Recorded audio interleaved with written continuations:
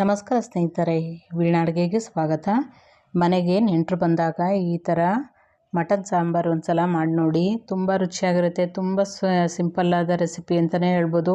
ತುಂಬ ರುಚಿಯಾಗಿರುತ್ತೆ, ಹಾಗೆ ಎಲ್ರಿಗೂ ಇಷ್ಟ ಆಗುತ್ತೆ. ಹೇಗೆ ಮಾಡೋದು ಅಂತ ನೋಡ್ಕೊಳ್ಳೋಣ ಬನ್ನಿ.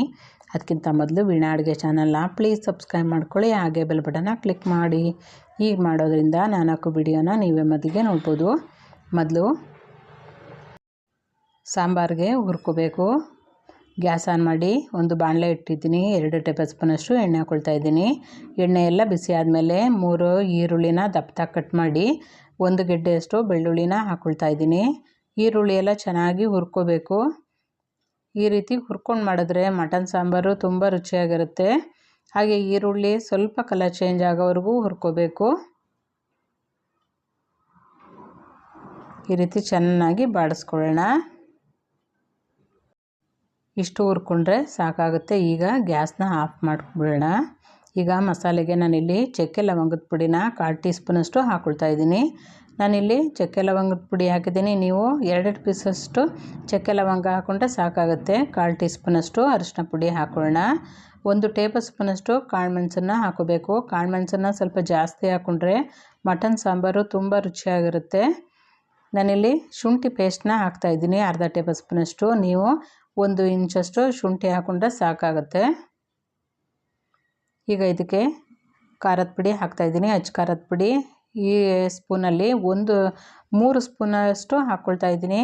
ಖಾರಕ್ಕೆ ನಿಮಗೆ ಸಾಂಬಾರಿಗೆ ಖಾರ ಬೇಕೋ ಅಷ್ಟು ನೋಡಿಕೊಂಡು ಹಾಕ್ಕೋಬೋದು. ನಾನಿಲ್ಲಿ 3 ಟೇಬಲ್ ಸ್ಪೂನಷ್ಟು ಹಾಕ್ತಾ ಇದ್ದೀನಿ. ಈಗ ಧನಿಯಾ ಪುಡಿನೂ ಅಷ್ಟೇ 3 ಟೇಬಲ್ ಸ್ಪೂನಷ್ಟು ಹಾಕ್ಕೊಳ್ತಾ ಇದ್ದೀನಿ. ಈ ರೀತಿ ಸಮವಾಗಿ ಹಾಕಬೇಕು. 3 ಟೇಬಲ್ ಸ್ಪೂನಷ್ಟು ಅಚ್ಚ ಖಾರದ ಪುಡಿ ಹಾಕ್ಕೊಂಡ್ರೆ 3 ಟೇಬಲ್ ಸ್ಪೂನಷ್ಟು ಧನಿಯಾ ಪುಡಿನ ಹಾಕೋಬೇಕು. 1 ಹಿಡಿಯಷ್ಟು ಕೊತ್ತಂಬರಿ ಸೊಪ್ಪನ್ನ ತೊಳೆದ್ಬಿಟ್ಟು ಹಾಕೊಳ್ಳೋಣ. ಸ್ವಲ್ಪ ನೀರನ್ನ ಸೇರಿಸ್ಬಿಟ್ಟು ಪೂರ್ತಿ ತಣ್ಣಗಾದ್ಮೇಲೆ ಇದನ್ನು ಚೆನ್ನಾಗಿ ನೈಸಾಗಿ ರುಬ್ಕೋಬೇಕು.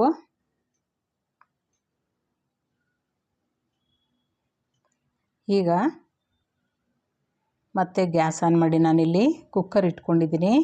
2 ಟೇಬಲ್ ಸ್ಪೂನಷ್ಟು ಎಣ್ಣೆ ಹಾಕ್ಕೊಳ್ತಾ ಇದ್ದೀನಿ. ಎಣ್ಣೆ ಎಲ್ಲ ಚೆನ್ನಾಗಿ ಬಿಸಿ ಆದಮೇಲೆ ಅರ್ಧ ಈರುಳ್ಳಿನ ಚಿಕ್ಕದಾಗಿ ಕಟ್ ಮಾಡಿ ಒಗ್ಗರಣೆಗೆ ಸೇರಿಸ್ಕೋಬೇಕು. ಈರುಳ್ಳಿ ಚೆನ್ನಾಗಿ ಬಾಡಿಸ್ಕೊಳ್ಬೇಕಾಗುತ್ತೆ. ಸ್ವಲ್ಪ ಕೆಂಪಗಾಗೋವರೆಗೂ ಇದನ್ನು ಹುರ್ಕೋಬೇಕು.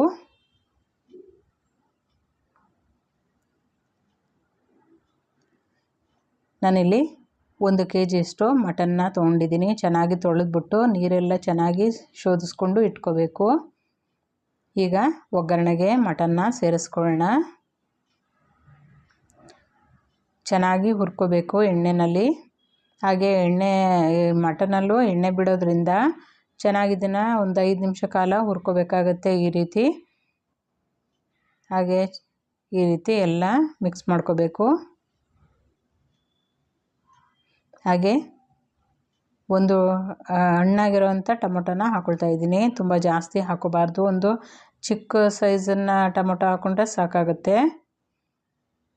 ಇದನ್ನು ಅಷ್ಟೇ ಚೆನ್ನಾಗಿ ಟೊಮೊಟೊ ಎಲ್ಲ ಚೆನ್ನಾಗಿ ಬಾಡಿಸ್ಕೋಬೇಕು.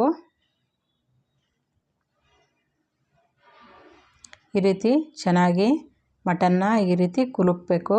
ಚೆನ್ನಾಗಿ ಬೇಯುತ್ತೆ ಇದು. ಮಟನ್ನಲ್ಲೂ ಸ್ವಲ್ಪ ನೀರು ಬಿಡುತ್ತೆ. ಅಲ್ಲಿವರೆಗೂ ಚೆನ್ನಾಗಿ ಇದನ್ನು ಒಂದು ಪ್ಲೇಟ್ ಮುಚ್ಚಿಬಿಟ್ಟು ಚೆನ್ನಾಗಿ ಬೇಯಿಸ್ಕೋಬೇಕು. ಈಗ ರುಬ್ಬಿರೋವಂಥ ಮಸಾಲೆನ ಹಾಕೋಬೇಕು.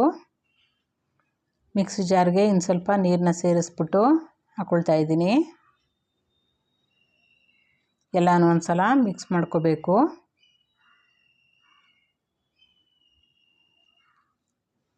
ಈಗ ಸ್ವಲ್ಪ ನೀರನ್ನ ಸೇರಿಸ್ಕೋಬೇಕು. ಮಟನ್ ಬೇಯೋದಕ್ಕೆ ಇನ್ನು ಸ್ವಲ್ಪ ನಾನಿಲ್ಲಿ ನೀರು ಹಾಕ್ಕೊಳ್ತಾ ಇದ್ದೀನಿ. ಹಾಗೆ 1 ಹಿಡಿಯಷ್ಟು ಕಲ್ಲುಪ್ಪು ಹಾಕ್ತಾ ಇದ್ದೀನಿ. ರುಚಿಗೆ ತಕ್ಕಷ್ಟು ನೋಡಿಕೊಂಡು ಉಪ್ಪು ಹಾಕಬೇಕಾಗತ್ತೆ. ಮತ್ತು ಎಲ್ಲನೂ ಒಂದು ಸಲ ಮಿಕ್ಸ್ ಮಾಡ್ಕೋಬೇಕು. ನಾನಿಲ್ಲಿ ಮಟನ್ನೆಲ್ಲ ಎಷ್ಟು ಬೇಯಬೇಕೋ ಅಷ್ಟು ನೋಡಿಕೊಂಡು ನೀರು ಹಾಕಿದ್ದೀನಿ. ಈಗ ಕುಕ್ಕರ್ ಮುಚ್ಚಿಬಿಟ್ಟು ಎಳೆ ಮಟನ್ ಆದರೆ ನೀವು ಒಂದು 3 ವಿಷಲ್ ಕೂಗಿಸ್ಕೋಬೇಕು. ಸ್ವಲ್ಪ ಬಲ್ತಿರೋದಾದರೆ ಒಂದು 4 ರಿಂದ 5 ವಿಷಲ್ ಕೂಗಿಸ್ಕೊಳ್ಬೇಕಾಗತ್ತೆ.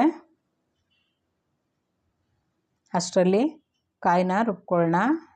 ನಾನಿಲ್ಲಿ ಮಿಕ್ಸಿ ಜಾರ್ ತೊಗೊಂಡಿದ್ದೀನಿ. ಇದಕ್ಕೆ 1 ಹೋಳಷ್ಟು ಹಸಿ ತೆಂಗಿನಕಾಯಿ ತುರಿನ ಹಾಕೋತಾ ಇದ್ದೀನಿ. ಹಾಗೆ 1 ಟೇಬಲ್ ಸ್ಪೂನಷ್ಟು ಹುರ್ಗಡ್ಲೆನ ಹಾಕೋಬೇಕು.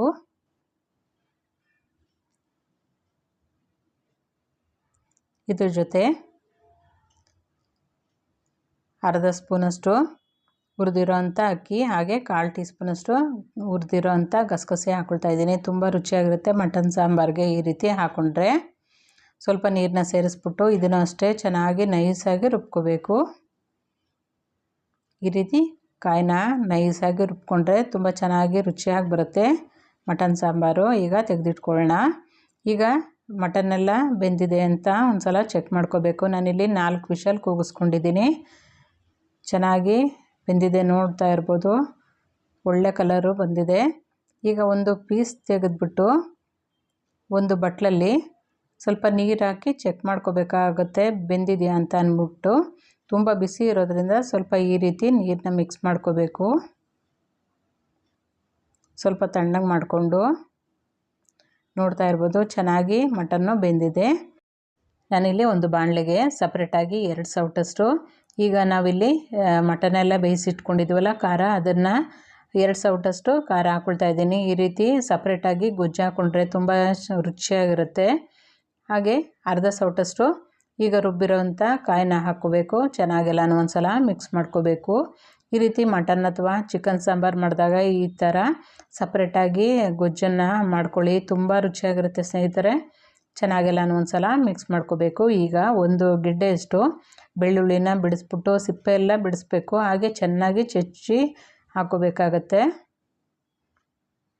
ಇದಕ್ಕೆ ಒಂದು ಅರ್ಧ ಟೇಬಲ್ ಸ್ಪೂನಷ್ಟು ಈಗ ಪುಡಿ ಮಾಡಿಟ್ಕೊಂಡಿರೋಂಥ ಕಾಳು ಮೆಣಸಿನ ಪುಡಿನ ಹಾಕ್ತಾಯಿದ್ದೀನಿ. ಈ ರೀತಿ ಸ್ವಲ್ಪ ಜಾಸ್ತಿ ಹಾಕ್ಕೋಬೇಕು, ತುಂಬ ರುಚಿಯಾಗಿರುತ್ತೆ ಈ ರೀತಿ ಗೊಜ್ಜಿಗೆ. ಹಾಗೆ ಸ್ವಲ್ಪ ರುಚಿಗೆ ತಕ್ಕಷ್ಟು ಸ್ವಲ್ಪ ಉಪ್ಪನ್ನು ಸೇರಿಸ್ತಾ ಇದ್ದೀನಿ. ಚೆನ್ನಾಗೆಲ್ಲನೂ ಮಿಕ್ಸ್ ಮಾಡಿಕೊಂಡು ಇದನ್ನು ಕುದಿಸ್ಕೋಬೇಕು. ಈ ರೀತಿ ಗಟ್ಟಿಯಾಗೆ ಈ ಗೊಜ್ಜನ್ನು ಕುದಿಸ್ಕೋಬೇಕಾಗತ್ತೆ. ಈಗ ಬೇಯಿಸಿಟ್ಕೊಂಡಿದ್ದೀವಲ್ಲ ಅದಕ್ಕೆ ಮಟನ್ಗೆ ಈಗ ರುಬ್ಬಿರೋ ಅಂಥ ಕಾಯಿನೆಲ್ಲ ಮಿಕ್ಸ್ ಮಾಡ್ಕೋಬೇಕು. ಹಾಗೆ ಮಿಕ್ಸಿ ಜಾರ್ಗೆ ಸ್ವಲ್ಪ ನೀರನ್ನೆಲ್ಲ ಹಾಕ್ಕೊಂಡು ಎಲ್ಲನೂ ಒಂದು ಸಲ ಮಿಕ್ಸ್ ಮಾಡ್ಕೋಬೇಕು. ನೋಡ್ಕೋಬೇಕು ನಿಮಗೆ ತೆಳ್ಳಗೆ ಬೇಕಾದರೆ ತೆಳ್ಳಗೆ ಮಾಡ್ಕೋಬೋದು, ಅಥವಾ ಗಟ್ಟಿಗೆ ಬೇಕಾದರೆ ಗಟ್ಟಿಗೆ ಮಾಡ್ಕೋಬೋದು.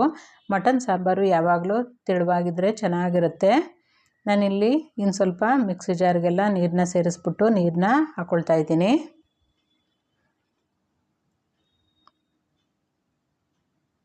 ಮತ್ತು ಎಲ್ಲನೂ ಒಂದು ಸಲ ಮಿಕ್ಸ್ ಮಾಡಿಕೊಂಡು ಇದನ್ನು ಕುದಿಸ್ಕೋಬೇಕು. ಈಗ ಟೇಸ್ಟ್ ನೋಡ್ಕೋಬೇಕು. ನೀವು ಸಪ್ಪೆ ಆಗಿದ್ದರೆ ಸ್ವಲ್ಪ ಉಪ್ಪನ್ನು ಸೇರಿಸ್ಕೋಬೋದು. ಅದಕ್ಕಿದ್ರೆ ಸಾಂಬಾರು ತುಂಬ ರುಚಿಯಾಗಿ ಚೆನ್ನಾಗಿರುತ್ತೆ. ಸ್ವಲ್ಪ ಟೇಸ್ಟ್ ಮಾಡಿಬಿಟ್ಟು ಸ್ವಲ್ಪ ಸಪ್ಪೆ ಆಗಿದ್ದರೆ ಉಪ್ಪನ್ನು ಸೇರಿಸ್ಕೊಳ್ತಾ ಇದ್ದೀನಿ ನಾನು. ಎಲ್ಲನೂ ಒಂದು ಸಲ ಮಿಕ್ಸ್ ಮಾಡಿಕೊಂಡು ಇದನ್ನು ಕುದಿಯೋಕ್ಕೆ ಬಿಡೋಣ. ಈಗ ಗೊಜ್ಜು ಅಷ್ಟೇ ಚೆನ್ನಾಗಿ ಈ ರೀತಿ ಚೆನ್ನಾಗಿ ಕುದಿಸ್ಕೋಬೇಕು ಗಟ್ಟಿಯಾಗಿ. ಹಾಗೆ ಸಾಂಬಾರು ಅಷ್ಟೇ, ಅದು ಅಷ್ಟೇ ಒಂದು ಕುದಿ ಕುದಿಸ್ಕೋಬೇಕು. ಈಗ ಚೆನ್ನಾಗಿ ಸಾಂಬಾರು ಕುದಿಸ್ಕೊಂಡ್ಮೇಲೆ ಈಗ ನಾವಿಲ್ಲಿ ಮಟನ್ನೆಲ್ಲ ಶೋಧಿಸ್ಕೊಂಡು ಸಾಂಬಾರೆಲ್ಲ ಶೋಧಿಸ್ಕೊಂಡು ಈಗ ಗೊಜ್ಜು ಹಾಕಿದ್ದೀವಲ್ಲ ಅದಕ್ಕೆಲ್ಲನೂ ಮಿಕ್ಸ್ ಮಾಡ್ಕೋಬೇಕು. ಚೆನ್ನಾಗೆಲ್ಲನೂ ಮೆಣಸು ಮತ್ತು ಉಪ್ಪು ಬೆಳ್ಳುಳ್ಳಿ ಎಲ್ಲ ಹಾಕಿದ್ದೀವಲ್ಲ ಗೊಜ್ಜಿಗೆ, ಈ ರೀತಿ ಎಲ್ಲನೂ ಒಂದು ಸಲ ಚೆನ್ನಾಗಿ ಮಿಕ್ಸ್ ಮಾಡಿಕೊಂಡು ಒಂದು ಕುದಿ ಕುದಿಸ್ಕೊಂಡು ತೆಗೆದಿಟ್ಕೋಬೇಕು. ಈ ರೀತಿ ಮಾಡ್ಕೊಂಡ್ರಂತೂ ಮಟನ್ ಸಾಂಬಾರಿಗೆ ತುಂಬ ರುಚಿಯಾಗಿರುತ್ತೆ. ಈ ರೀತಿ ಸ್ವಲ್ಪ ಕೊತ್ತಂಬರಿ ಸೊಪ್ಪನ್ನ ಉದುರಿಸ್ಕೊಂಡು ತೆಗೆದಿಟ್ಕೋಬೇಕು. ಈ ಥರ ಮಾಡೋದ್ರಂತೂ ತುಂಬ ಇಷ್ಟಪಟ್ಟು ತಿಂತಾರೆ ಎಲ್ಲರೂ, ತುಂಬ ರುಚಿಯಾಗಿರುತ್ತೆ. ಈಗ ಸಾಂಬಾರು ಅಷ್ಟೇ 1-2 ಕುದಿ ಕುದಿಸ್ಕೋಬೇಕು.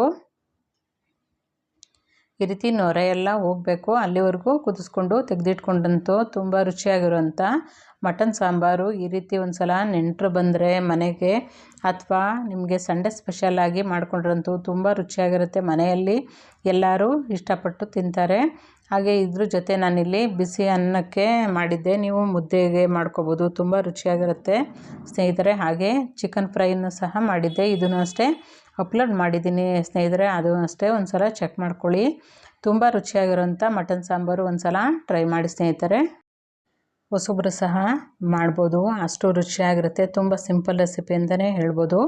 ಈ ರೆಸಿಪಿ ಇಷ್ಟ ಆಗಿದ್ರೆ ಲೈಕ್ ಮಾಡಿ, ಶೇರ್ ಮಾಡಿ, ಕಮೆಂಟ್ ಮಾಡಿ. ಹಾಗೆ ಹೊಸೊಬ್ಬರು ಯಾರ್ಯಾರು ನೋಡ್ತಾ ಇದ್ದರೆ ದಯವಿಟ್ಟು ಸಬ್ಸ್ಕ್ರೈಬ್ ಮಾಡ್ಕೊಂಡು ನೋಡಿ. ಹಾಗೆ ನೀವು ಮಾಡಿ ಹೇಗಿತ್ತು ಅಂತ ಅನಿಸಿಕೆ ಅಭಿಪ್ರಾಯಗಳನ್ನ ಕಮೆಂಟ್ ಮೂಲಕ ತಿಳಿಸಿ. ಮತ್ತಷ್ಟು ಈಸಿ ರೆಸಿಪಿಗೋಸ್ಕರ ವೀಣಾ ಅಡುಗೆ ಚಾನಲ್ನ ಪ್ಲೀಸ್ ಸಬ್ಸ್ಕ್ರೈಬ್ ಮಾಡ್ಕೊಳ್ಳಿ. Thank you.